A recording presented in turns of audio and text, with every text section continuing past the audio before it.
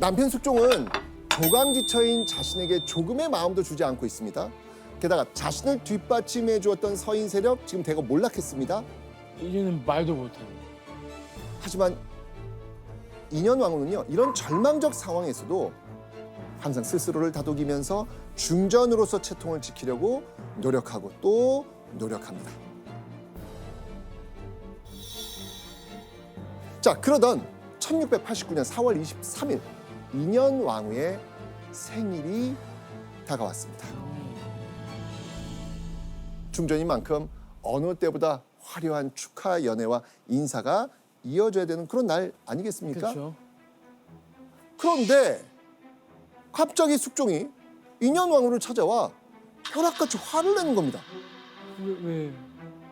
아니 대체 인현왕후 생일날 무슨 일이 있었을까요? 영상을 한번 확인해 보시죠. 왜 화를? 중전 마마, 부부인 마님께서 손수 가져오신 것이옵니다. 맛이라도 보시는 것이 도리인 줄로 아옵니다. 주상전환합시오.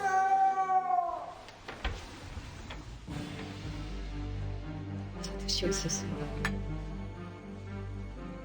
한자도 음식도 받지 말라고 한다고 감히 어명을 거역하다. 아유 생일상인데 왜? 사가에서 어미가 보낸 음식이라 잠시 수저를 들었을 뿐입니다.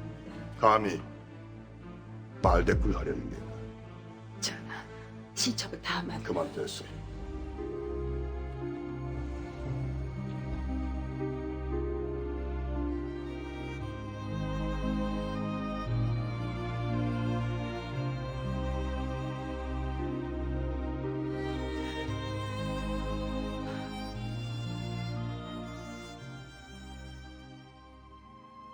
그렇게 숙종이 매몰찬 말들을 마구 쏟아내자 서운하고 속상했던 인현왕후는 눈물을 펑펑 쏟고 말았던 겁니다. 근데 선생님, 근데 생일이고 뭔가 축하해줘도 모자랄 판에 왜 그런 거예요, 숙종은? 이해가 잘 안 되시죠? 네. 그렇죠. 숙종이 그렇게 행동한 이유 있습니다. 기록으로 한번 확인해 보시죠. 원자가 탄생하였다는 말을 듣고부터는 매우 노여운 기색을 드러내며 도리에 어긋난 불평하는 말을 한 것이 한두 번이 아니다. 근데 인현왕후가 그럴 것 같은 사람은 아닌데. 그렇죠. 원자가 태어난 후 인현왕후가 기뻐하기는커녕 분노하고 불평만 해댔다는 겁니다.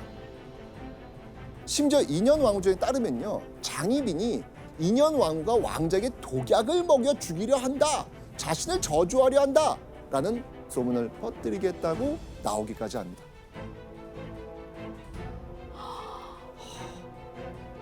장희빈을 너무나 사랑했던 숙종에겐 인현왕후가 질투심이 많은 여인으로 보였던 것이죠. 남편 숙종이 아무런 죄도 없는 자신을 미워하니까 인현왕후의 마음은 와르르 무너집니다. 그리고 조정신료들과 장희빈은 모두가 지켜보는 앞에서 지금 공개적으로 지금 체면을 구긴 상황이 된 거잖아요. 바닥으로 곤두박질 친 자신의 권위가 매우 부끄럽고 비통했을 겁니다. 그리고 얼마 후인 1689년 5월 인현왕후에게 또 한 번 하늘이 무너지는 듯한 어명이 내려집니다. 숙종의 어명을 들은 인현왕후 처소의 궁녀들은 비통한 울음을 터뜨립니다. 대체 또 무슨 일이 벌어진 건지 기록을 한번 확인해 보시죠. 왕비 민씨를 폐하여 서인으로 삼았다. 자, 여기서 서인이란 일반 백성을 얘기하는 거예요. 즉 인현왕후를 중전의 자리에서 폐위하고 서인으로 삼으라는 청천벽력 같은 어명이 내려온 겁니다. 인현왕후는요, 숙종의 어명 한마디에 온 백성이 우러러보는 고귀한 국무에서 그냥 평범한 서인으로 신분이 강등당하고 만 겁니다. 왜? 바로 생일 사건이 발단이었어요. 숙종은 인현왕후가 전혀 반성하는 모습을 보이지 않는다면서 나무라기까지 했습니다. 그런데 숙종에게 꾸지람을 듣던 인현 왕후가 모든 것을 체념한 듯 이렇게 말했던 겁니다. 진실로 모든 것이 저의 죄입니다. 패출시키려거든 패출시키십시오.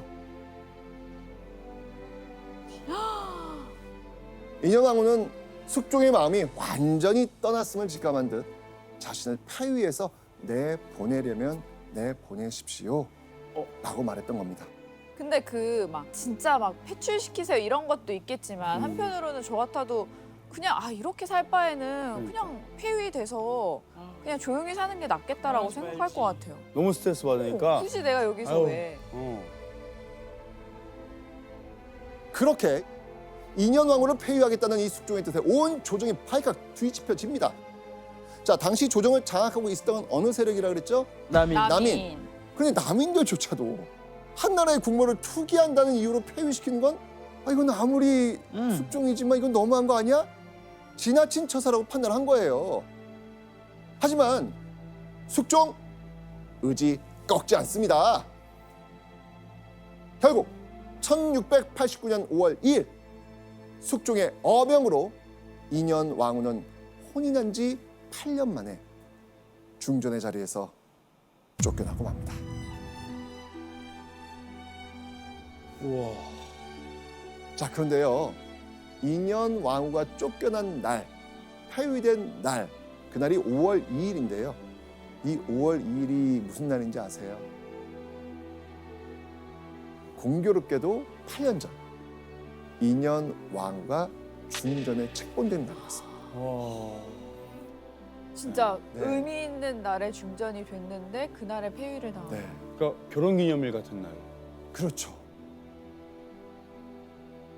이 중궁전 앞은 눈물을 흘리며 통곡하는 궁녀들로 가득했습니다. 인현 왕후는 화려한 비단 옷을 벗고 소복을 입은 채 뜰 앞으로 나옵니다. 뜰 앞에는 인현 왕후를 궁궐 밖으로 내치기 위한 가마가 준비되어 있었습니다. 그렇게 인현 왕후가 탄 가마는 궁궐 밖으로 빠져나옵니다. 14살에 화려한 혼례식을 올리며 중전이 된 인현 왕후. 그녀가 8년간의 중전 생활을 초라하게 마감하는 순간이었습니다. 자, 그리고 인현 왕후가 궁궐을 떠난 바로 그날 숙종은요 신료들에게 인현 왕후와 관련된 아주 냉혹한 명령을 내립니다. 여기서 문제. 인현 왕후가 출국한 날 숙종이 내린 무엇일까요? 정답. 정답. 인현왕후가 살던 집을 불태워버려. 오호, 접근법 좋아요. 오답. 불이 불. 더 심한가 본데? 더 심한 거요? 정답. 네, 아까 저기 네. 그거를 불태워라. 좋아요. 거의 지금 99.9%까지 갔어요. 오답. 그럼 정답 아닌가요? 정답. 그러니까 99.9면 순금인데 그것도. 99.5 순금이라고 하거든. 정답. 네. 인현왕후와 관련된 모든 것들을 불태워버려라. 정답. 와. 옷만 태우지만 다 태웠어요. 옷만은 안 돼요. 저기 말고요. 다. 옷도 태우고 집도 옷도 태우고 물건도 태우고 이거예요. 맞습니다. 숙종은요 인현 왕후를 중전에 책봉한 문선 물론이고요. 인현 왕후가 사용했던 도장, 혼례식 때 입었던 옷 이거 다 불태우게 합니다. 이 정도면 숙종이 약간 경멸하는 것 같아요. 이제는 진짜 인현왕후. 너무 약간 감정적으로 너무 그렇죠. 가는. 그것도 있는 거죠 지금. 네. 심지어는요 궁녀, 내관 등 궁궐 내의 모든 이들이 잘 볼 수 있게 숙종은 자신의 처소 앞에서 물건을 불태우게 합니다. 진짜 못됐다. 본인이 사실 자기의 물건들이 불태워졌다는 걸 아마 소문으로 듣겠죠. 들었을 거예요. 그러면 더 막 처참했을 것 같아요. 연구관님, 원래 이렇게 폐서인이 되면 원래 이렇게 물건이 불태워지고 그러나요? 다? 아니면은 폐서인할 때 이렇게 해야 한다는 규정은 없습니다. 인현왕후의 물건들을 불태운 건 숙종의 감정이 들어가 있었기 때문입니다. 감정이. 궁궐에서 인현왕후의 흔적을 모두 없애버리려고 했던 거죠. 그리고 신하들에게 자신의 결단을 보여주려는 과장된 행동이기도 했을 겁니다. 맞아. 자, 그렇게 인현왕후는요, 궁궐에서 흔적조차 남기지 않고 잊히는 듯 했습니다. 자, 그렇다면 궁궐에서 쫓겨난 인현왕후 어디로 갔을까요? 궁 근처 그냥. 고향. 아니, 멀리 갔을 것 아버지 같아요. 쪽으로. 바로 종로 안국동에 있는 인현왕후의 사가 친정집이었습니다. 인현왕후가 사가에서 어떻게 지내는지 그 기록이 남아 있거든요. 자, 한번 확인해 보시죠. 뗄나무나 쌀의 어려움은 본디 돌볼 것도 없으나 좀도둑은 또한 염려할 만하다. 인현왕후가 추울 때 불을 뗄 나무는 물론이고요, 먹을 쌀도 부족할 만큼 궁핍한 생활했던 겁니다. 심지어 인현왕후의 사가는 좀도둑이 될까 염려될 정도로 위험해 보였습니다. 와. 연구관님, 인현왕후의 아버지가 좀 약간 잘 나가는 분이라고 들었잖아요. 좀 아버지가 도와주거나 좀 형편이 괜찮지 않았나요? 인현왕후의 아버지는 인현왕후가 폐서인 되기 2년 전에 사망했습니다.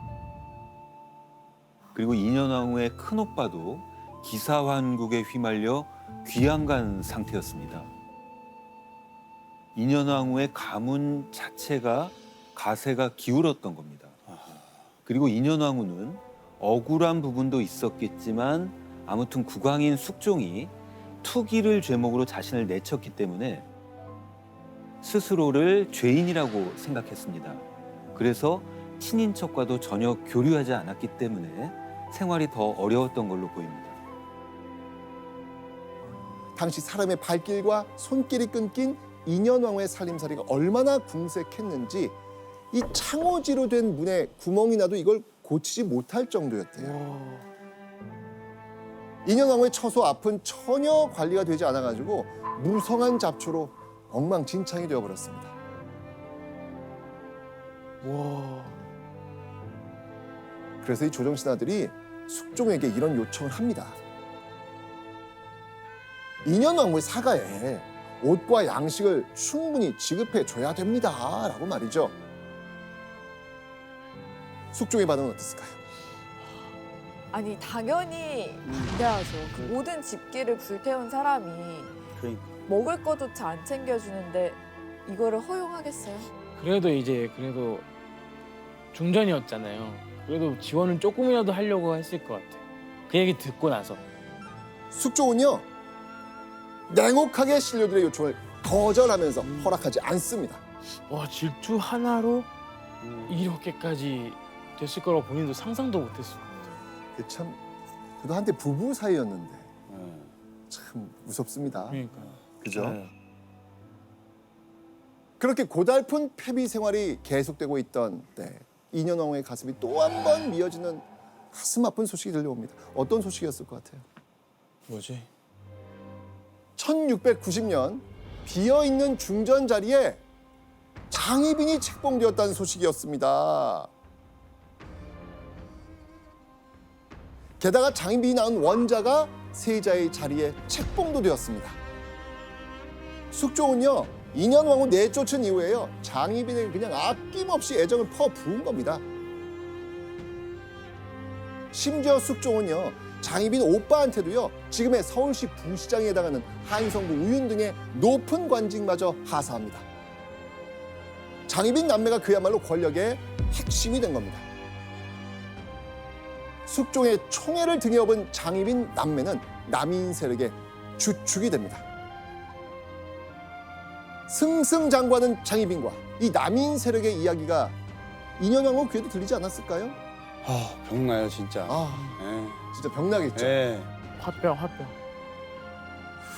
인현왕후는 궁궐에 있는 남편 숙종과 장희빈만 떠올리면 그 억울함에 가슴이 확 막힌 듯한 어떤 답답함에 빠져 있었겠죠. 너무 불쌍한데요.